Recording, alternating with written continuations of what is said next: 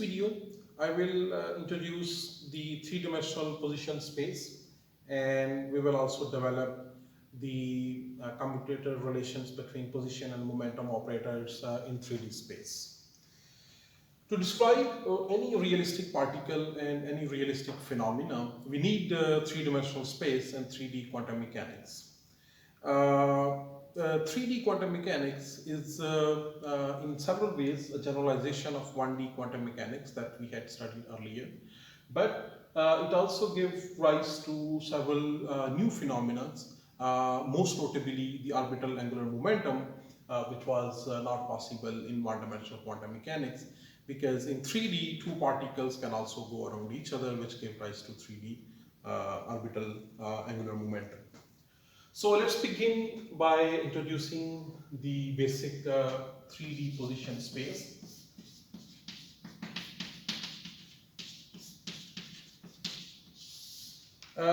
Suppose we have eigenvectors of this position space represented by this vector r, which is nothing but the a vector which requires three components, let's say x, y, z in the Cartesian coordinate system. This position eigenspace is continuous, that is that x, y, and z can have any continuous values from this set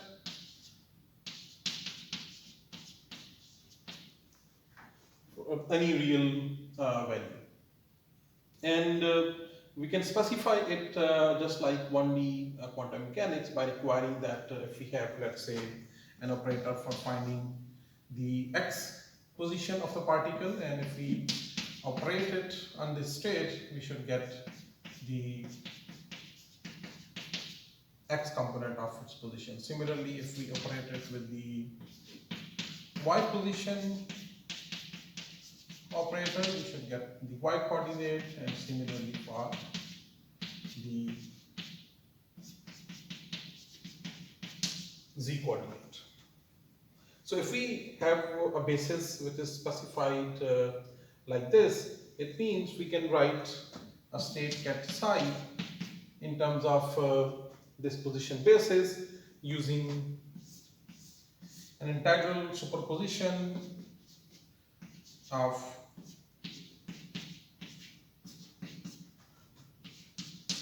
the components of psi projected onto all the eigenbases of this position space. So we can interpret it like this, that this is our state psi. So if we project it to the position space and we sum over all the eigenstates, we have a representation of this state psi in the position basis.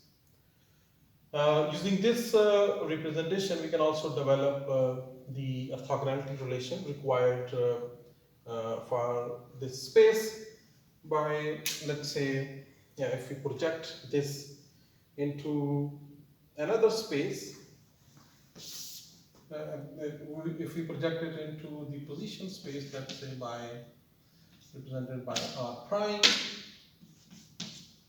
you can see that we can write it as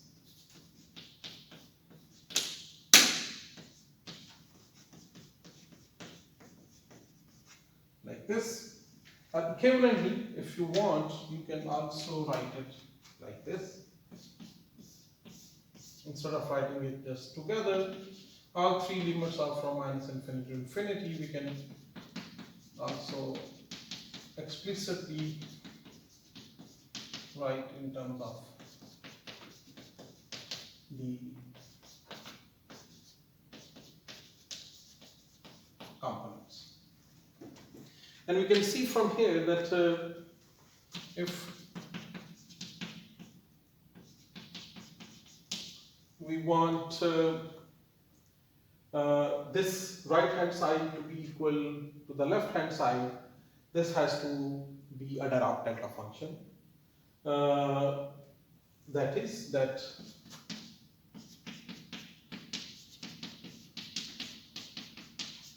if this is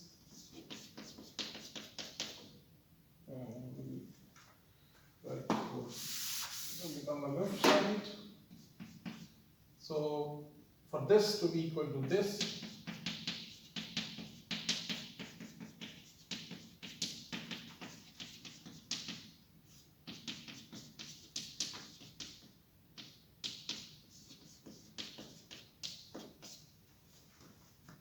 this function has to be a composite function of 3 Dirac delta function, because if we plug it here, because of the sampling properties of these Dirac delta functions, this integral is evaluated, and this psi projected onto xyz will be equal to psi projected onto x prime y prime z prime. Let me also introduce another notation that we define this to be our wave function psi of x prime y prime z prime, such that this is the state psi projected onto the position space x prime y prime z prime. So with this notation,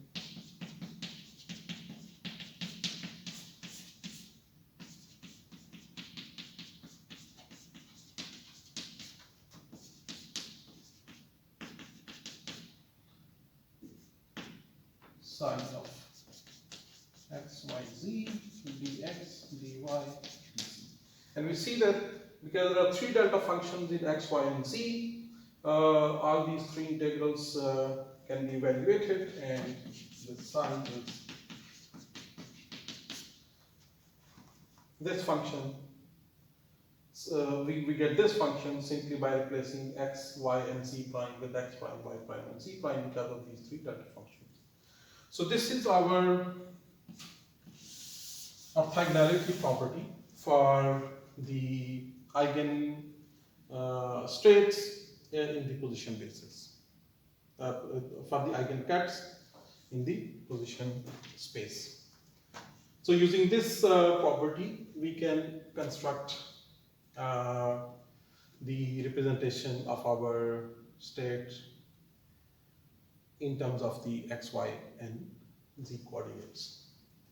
Okay, so let's develop now the relation to normalize the state at psi in position space, and for that let's begin with our representation of psi in the position space.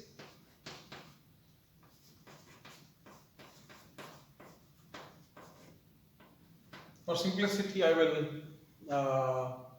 keep writing R, but it's worth noting that equivalently you can write it like this, because this position vector is nothing but the juxtaposition of 3 individual positions along 3 orthogonal axes. So if this is state at psi, we can define state graph like this. So the integration is from minus infinity to infinity, which is this. And let's work out the inner product of the two. So we get 6 integrals, 3 over here and 3 over here, and when we combine them to not get them mixed, let's say we write this one first and then we replace r with r prime. So this becomes r prime, and the second integral is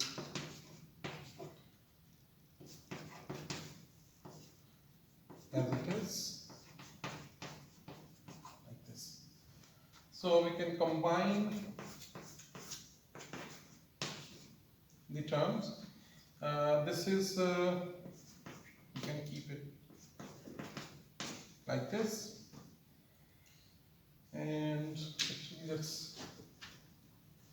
combine the integrals together. So we have one integral over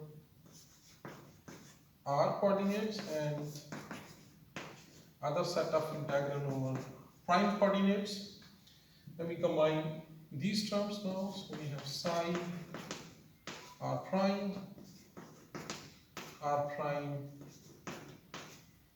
with r and r sine. Now this, as we know from our orthogonality property, is nothing but this integral delta q bar minus r prime, where this delta q, this is just symbolic notation for these three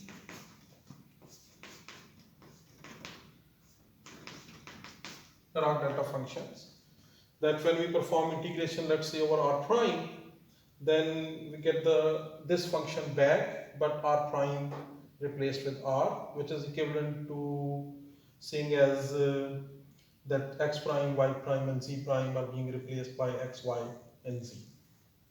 So if we substitute this delta function here, one integral, either this or that, it doesn't matter which one, can be eliminated right away, and this variable replaced by the other. So we get the inner product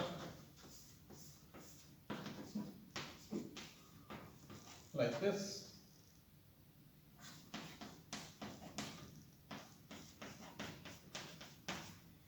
Or we can write it either like this or more traditionally like this, because this is nothing but the conjugate of this. And to preserve probability, since this has to be 1, so this is the normalization condition, or you can write it using several other notation. For example, in terms of the x, y and z, we can write it x, y, z. Or if we define another function which is typically done in quantum mechanics, it's called wave function, which is nothing but the state cut projected into the position space. So if we define it like this, then we can write it like this as well. Psi of x mod square dx dy dz. So whenever we find a solution of, let's say, a Schrodinger equation, to find the wave function psi that is for a particular situation, we have to make sure that psi is normalized and it satisfies this equation. Okay, so this was the basics about the position space for 3D quantum mechanics. Let's now develop the simplest and one of the important operator in 3D quantum mechanics, which is the translation operator. So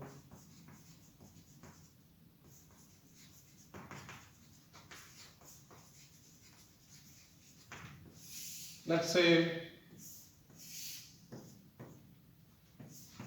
in our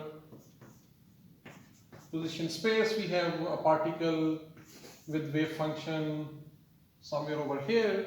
So this translation operator, let's call it T, it translates the state by some constant vector A to a new position in space. So this translation operator, when applied to a position ket, takes the position ket to the point r plus A.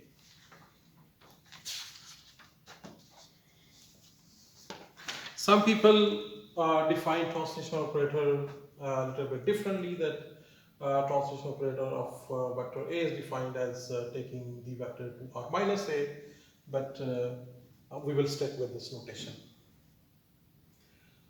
This translation operator can easily be constructed from the one-dimensional translation operator that we studied in one-dimensional quantum mechanics. And let me recall those. For example, translation operator along x-axis can be defined like this, where this ax is the distance translated, and this I vector represents the I unit vector along the x-axis. So when this is, let's say, operated on the position ket xyz, all it does, it takes the x component of the position ket to a new position x plus ax, but keeps the y and z the same. For example, if your state is somewhere here, this application of this translation operator takes this state parallel to the x-axis somewhere, let's say, at this point where this distance is ax. Similarly, we have translation operator along y-axis, which takes the y coordinate to a new point y plus ay, and we have the translation operator along the z-axis, which takes the z coordinate to a new point z plus ec. And let's see how we can construct this 3D translation operator from these one-dimensional translation operator. For those, I have a point, a particle somewhere around here, so maybe its position is represented by this point, and I want to translate it by a vector 2i plus 3j minus 4k. So I can accomplish this 3D rotation, 3D translation, sorry, by first translating this vector by 2 units along x-axis, then 3 units along y-axis, and then negative 4 units along z-axis. So I get a net translation from this point to this point, which is this vector. And you can notice that the order of these 3 individual translation doesn't matter. If we start from here, we will reach this point. For example, I could have done the 3 unit translation along y-axis first, then let's say 4 units along negative z-axis, and then the 2 units parallel to x-axis. Or we could have started by first going along z-axis, and then perhaps going along x-axis by 2 units, and then going by 3 units along y-axis. So it means the 3D rotation by this vector A can be accomplished by 3D translation of a state, let's say R, can be either accomplished by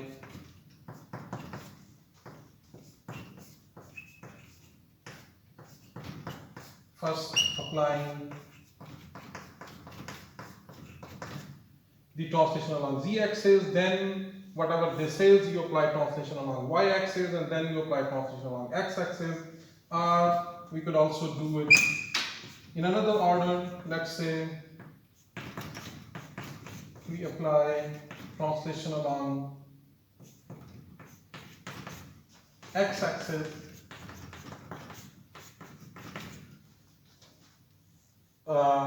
before every other translation, then translation along z-axis, and then translation along y-axis. So it means that the translations along individual axes commute with each other. That is, that we can conclude that translation, let's say, along x-axis and translation along z-axis, they commute, or translation along y-axis and translation along x-axis, they commute, and so on. So any two pair of translations commute with each other, which actually has consequences for our momentum operator, because we know that the generator of translations along individual axes are the linear momentums along those axes. The translations along x-axis is generated by the momentum operator along x-axis.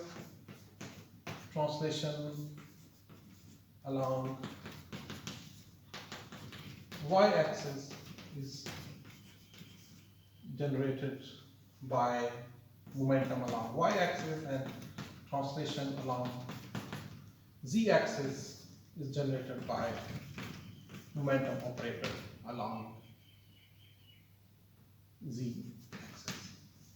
Which means that if we have, let's say, a situation like this, that translation along x-axis and translation along z-axis commute, this means that translation along x-axis, translation along z-axis, if they commute, it means we can change order. AZ comes first and AX comes. So we can switch these orders only if these PX, PY, PZ operators commute, because and we can see that actually very easily if we put the Taylor series of this exponential function here and the Taylor series of this exponential function here, and similarly here, and we see that the products on the left and right side can be made equal only if Px and Pz commute. Which means that now we have this important commutation relation that Px, Py, they commute, Px, Pz, they commute, Px, Pz, they commute, and similarly Py and Pz, they also commute. So all the linear momentum operators along different directions, they commute with each other. So now we know that the linear angular momentum operators along different orthogonal directions, they commute with each other. However, what about the different position and momentum operators? For example, the commutator of x and py. Do they commute or not? So to see this, let's work out the action of, for example, the translation operator along y-axis and position operator along x-axis on some state psi. So we can work it out by expressing psi in position state. So the psi can be expanded as a superposition of position eigenkets I'm just going to abbreviate dx, dy, dz as dqr to save some chalk. So when this x operates on this thing, you get this x out.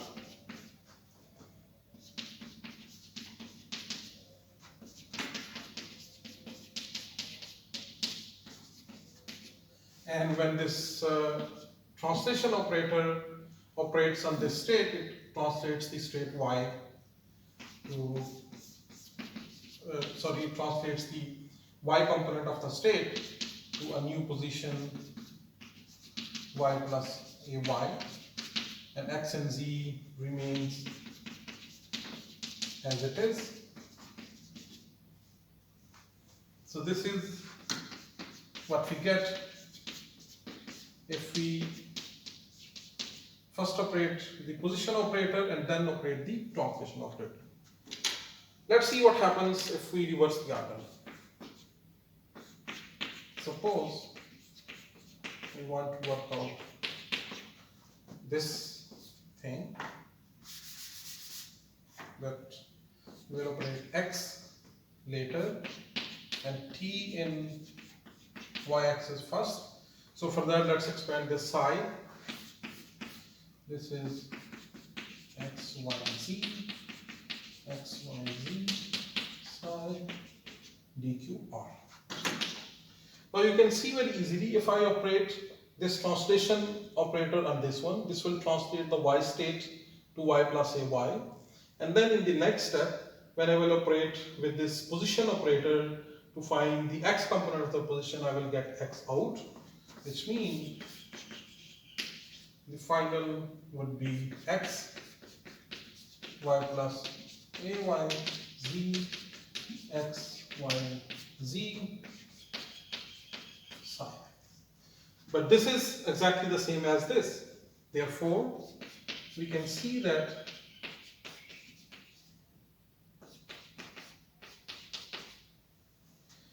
this and this, this and this are the same, which means that x and t along y-axis, they commute. Or I can write it that x t ayj is equal to t ayj x hat. And if I substitute the exponential representation of this translation operator on the left and on the right, and if we, let's say, plug in the expression for this exponential operator, which is I plus iota over h cut py ay plus rather minus 1 over h cut square 2 py square ay square and so on, and on the right side we will have I plus h cut py ay minus 1 over 2h square p square ay square, so on, and then this x hat.